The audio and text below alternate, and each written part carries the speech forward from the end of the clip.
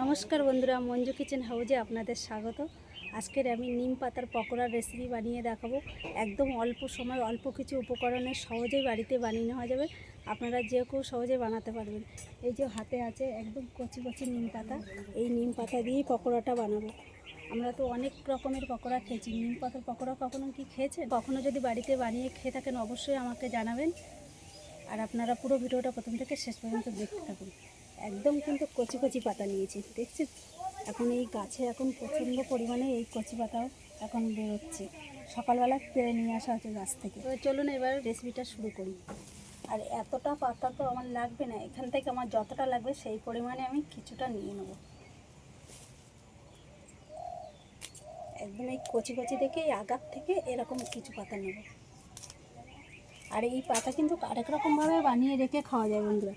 এটা কিন্তু ভালো করে ধুয়ে জল ঝরিয়ে পরিষ্কার করে নিয়ে একটু শুকনো কড়াইয়ে একদম হালকা করে ভেজে নিয়ে আর মুচমুচে টাইপের হলে তখন ভালো করে ভেঙে গুঁড়ো করে নিয়ে আর ওটার মধ্যে হালকা লবণ দিয়ে একটা কৌটো বা একটা বয়মের মধ্যে ভরে রেখে দিয়ে অনেক দিন ধরে কিন্তু কেউ বানিয়ে রেখে দিয়ে খাওয়া যায়। এই গরমের সময় এইভাবে বানিয়ে নিলে সব সময় তো সবাই কিন্তু এই পাতা জোগাড় করতে পারে না, বা যারা কিনে খান বা গাছ নেই, এইভাবে রেখে দিলে কেন পুরো গরমের সিজনটা কিন্তু খাওয়া যাবে।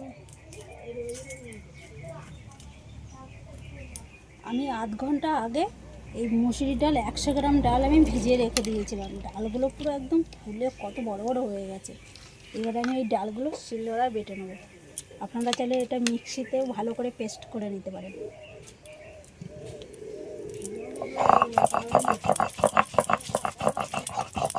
আর এই ডালটা কিন্তু একটু এরকম দানা দানা রেখে বাটতে হবে। পুরো একদম পুরো নিবিশ করে বাটলে হবে না, এরকম একটু দানা দানা রাখতে হবে। এই যে বোঝা যাচ্ছে, এই যে এরকমভাবে করে দিতে হবে এটা। তো আমার বাটা হয়ে গেছে এগুলো, এবার আমি তুলে নিচ্ছি। ডালটা পুরোটা সব বেটে নিয়েছি। এবার এর মধ্যে 3 থেকে 4 চামচ চালের গুঁড়ো দিয়ে দেবো,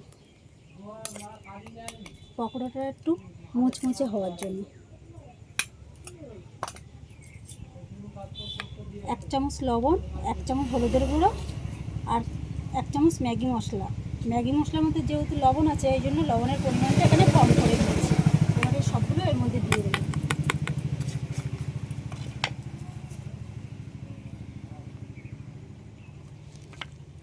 পেঁয়াজ কুচি,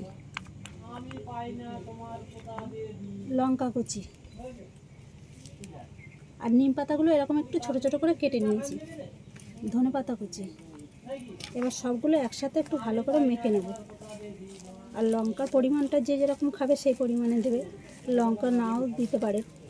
এই পকোড়াটা একটু টেস্ট হওয়ার জন্য হালকা করে একটু মিষ্টি দিয়ে দিলাম। আপনারা চাইলে মিষ্টিটাও নাও দিতে পারে। আবারও একটু সব একসাথে একটু ভালো করে মাখিয়ে নেব। নুনটা জ্বালানো হয়ে গেছে, আবার কড়াই বসে দিলাম। কড়াইতে দিয়ে দিচ্ছি সাদা তেল। তেলটা গরম হয়ে গেছে, এবার আমি পকোড়াগুলো ভেজে নেব।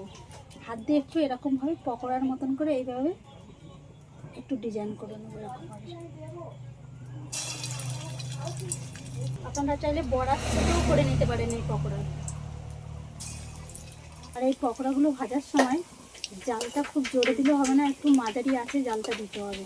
তাহলে পকোড়াগুলো ভিতর থেকেও ভালো মুচমুচে হবে, ভাজাটাও খুব সুন্দর হবে। পকোড়াগুলো কত সুন্দর ভাজা হয়েছে। এই পকোড়াগুলো কিন্তু ভাজা হয়ে গেছে, এগুলো আমি এবার তুলে নেব। ভালো করে তেলটা ঝরিয়ে নেবো এইভাবে।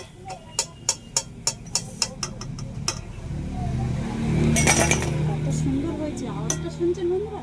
কত সুন্দর হয়েছে না, খেতেও কিন্তু দারুণ লাগবে। আর বন্ধুরা যারা নিম পাতা বা তিতো খাবারই খেতে পছন্দ করে না, তারাও কিন্তু এইভাবে বাড়িতে বানালে কিন্তু খাবে আরাম করে, খেতে কিন্তু দারুণ লাগবে। একটু তিতো মনে হবে না, যেহেতু এই নিম পাতাটা এর সঙ্গে একদম ভাজা হয়ে যাচ্ছে, তিতোর ভাগটা কিন্তু কমে যাবে, তখন কিন্তু খেতে ভালোই লাগবে। আর এবার আমার সব পকোড়াগুলো কিন্তু ভাজা হয়ে গেল, এবার আমি তুলে নিচ্ছি। পকোড়াগুলো কতটা মুচমুচে হয়েছে, আওয়াজটা দেখছেন বন্ধুরা? কি সুন্দর মুচমুচে হয়েছে প্রত্যেকটা পকোড়া, দারুণ হয়েছে। কিন্তু একটা পকোড়া খেয়ে আপনাদের বলবো কেমন হয়েছে পকোড়াগুলো খেতে। খেতে কিন্তু দারুণ হয়েছে। তিতোটা কিন্তু মনে হচ্ছে না, গরম গরম খেতে হবে, তাই তিতো বোঝাই যাবে না। আর আপনারাও বাড়িতে এইভাবে বানিয়ে একবার খেয়ে দেখবেন এই গরমের সময়।